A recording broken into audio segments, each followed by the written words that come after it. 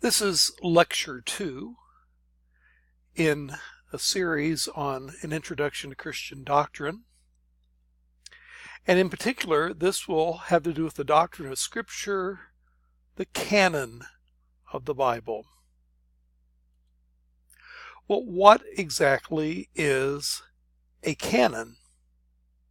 Canon can be defined as an authoritative list of books which are regarded by a given religious community as Holy Scripture.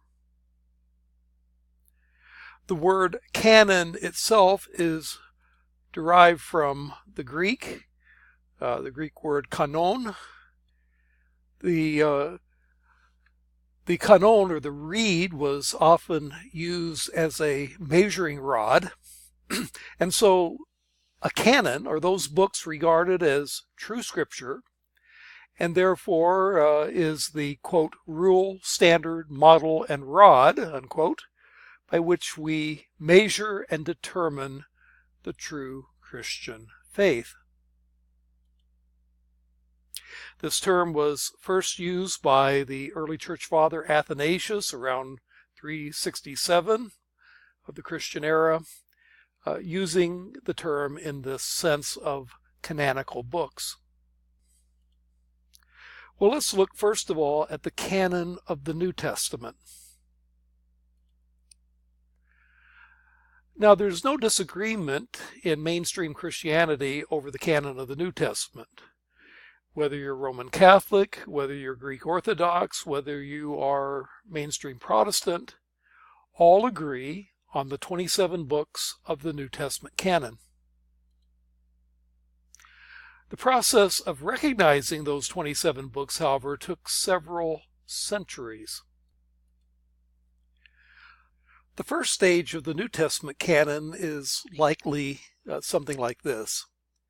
The sayings of Jesus would have been immediately recognized as authoritative.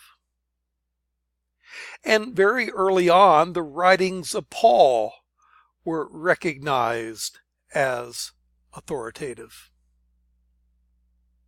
This in turn would give the Gospels a head start in being recognized as canonical. And since Paul was highly influential in the spreading of the early church in his missionary adventures, the writings of Paul were easily recognized as being authoritative and eventually recognized as Scripture. The first reference to Paul's writing of Scripture comes from 2 Peter 3, verses 15 and 16, where it says, "Bear in mind that our Lord's patience means salvation, just as our dear brother Paul also wrote to you with the wisdom that God gave him.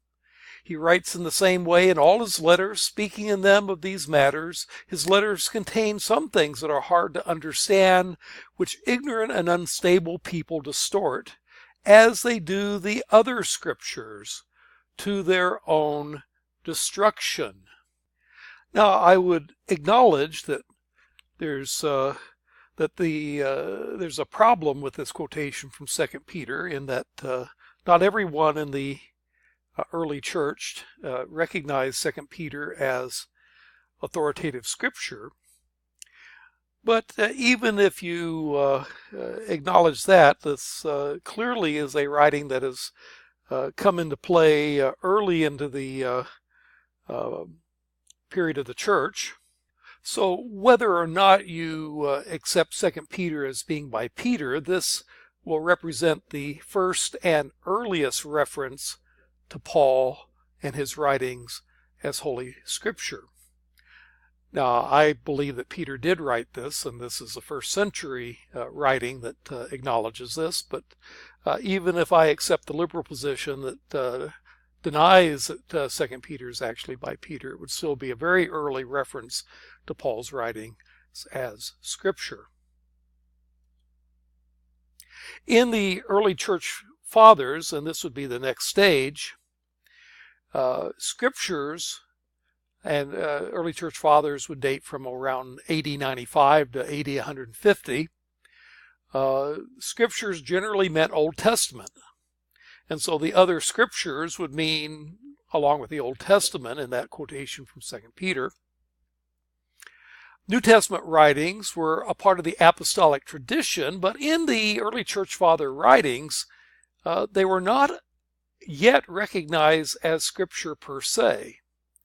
Nevertheless, the Gospels and Paul's letters were circulated widely, as did other New Testament books, and were recognized for their good wisdom.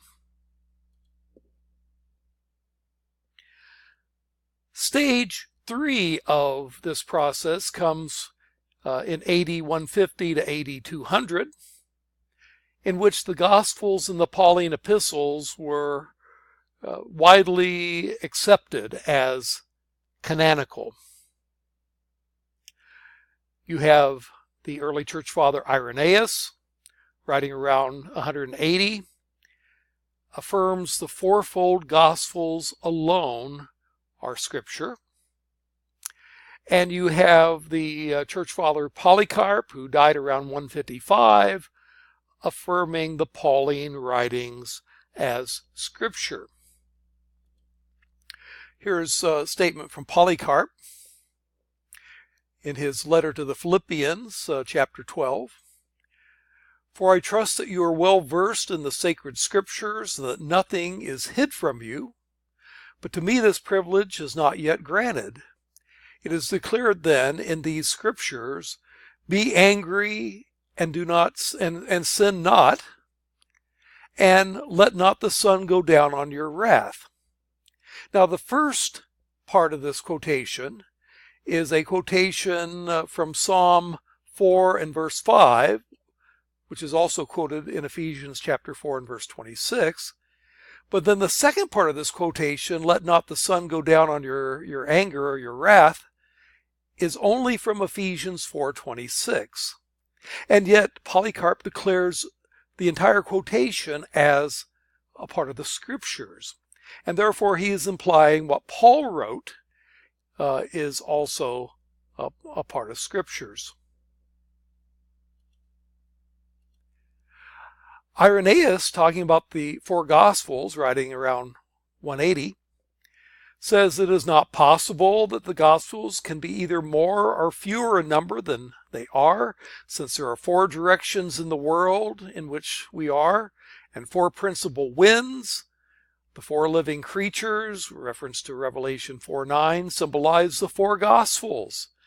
And there are four principal covenants made with humanity through Noah, Abraham, Moses, and Christ. Now, one might question Irenaeus' exegesis of Revelation and deducing that that has anything to do with the four Gospels, but clearly Irenaeus believed that there were four and only four Gospels by AD 180. And if one goes through, as Bruce Metzger has done, all the writings of Irenaeus, you'll see that he recognized explicitly or implicitly at least 22 books of the of the New Testament, the four Gospels, the book of Acts, 13 Pauline letters, 1 Peter, interestingly though not 2nd, 1st and 2nd John, and Revelation. There's a hint he may have also accepted the Shepherd of Hermes, a widely circulated allegory, as scripture. But he doesn't mention anywhere the writing of Hebrews, James, 2 Peter, 3 John, or Jude. So there's questions whether he accepted those. He might have added the shepherd as yet another writing that he accepted.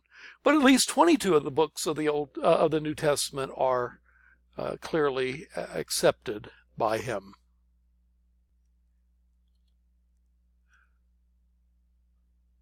So by the end of the 2nd century, there's already a development of a recognition of what we would call the New Testament canon. Most of the books are being recognized by some people at least. We can supplement this with early New Testament manuscripts. Here we have a picture of a manuscript P46. It's the oldest surviving manuscript of Paul's corpus in what's called the Chester Beatty collection, Chester Beatty Papyrus P46, that is dated by scholars to AD 200. This collection of Paul's epistles lacked the pastoral epistles, Timothy and Titus, though it evidently included Hebrews from space consideration, though the text itself is no longer extant. And so most of Paul's letters were being bundled together and circulated, and that suggests that they were being recognized as authoritative in some sense. In AD 144, you have another explicit attempt to recognize the canon by a man by the name of Marcion, a man who is ultimately condemned by the church as a heretic. He believed that Paul's doctrine of grace was incompatible with the Old Testament and the Old Testament teaching about law, and so he rejected all the Old Testament as Scripture. But then he also rejected as Scripture any New Testament book that reminded him too much of the Old Testament. And so at the end of the day, he had a very limited canon, which included a edited version of Luke's Gospel, and 10 of Paul's letters did not include the pastoral epistles. And so he had a very truncated canon, and again, the early church rejected his point of view very widely. But it did show the church that there was a need for them to come up with a New Testament canon, lest people be confused by the likes of Marcion. When you get to AD 325, you have Eusebius, who's a church historian, wrote the first comprehensive history of the early church. And he gives in his writings a consensus view of what the church believed. Writing in 325, he acknowledged that everyone, generally, acknowledges the four Gospels, the book of Acts, the Pauline epistles, including Hebrews, 1 Peter, 1 John, and the book of Revelation, though elsewhere in his writings he expresses some doubts about it himself and rejects it. But then he says that there were certain books that were disputed: James, 2 Peter, 2nd and 3rd John, and Jude. He mentions other writings which were considered spurious, though orthodox, a work called the Acts of Paul, the Shepherd of Hermas, the Apocalypse of Peter, a book of Pseudo-Barnabas, the Didache, and the Gospel of the Hebrews, and certain other ones. And then he also mentions some that were both spurious and heretical: the Gospels of Peter, the Gospels of Thomas, Gospel of Matthias, and Acts of Andrew and John, and so forth. Now, Athanasius is the first one to come up with the New Testament canon as we now have it. Athanasius was from Alexandria, Egypt. He's the first person, as we said before, to invent the word canon. And he explicitly names the 27 New Testament books as the canon of the church for the New Testament. Books outside the canon includes the Didache, or the Teaching of the Apostles, and the Shepherd of Hermas, which some had thought highly of. And this is the first listing of these 27 books, no more, no less, as comprising the New Testament canon. The final acceptance comes around the time of Augustine and Jerome at the Third Council of Carthage in 397, in which Augustine was a member. They affirmed the 27 books of the New Testament as Scripture, and so by AD 400, the New Testament canon was fully recognized. There was, in fact, no serious challenge to this consensus after AD 400, that the church in all parts of the world came to the same view. Now, why did they come to that view? We'll talk about that next time.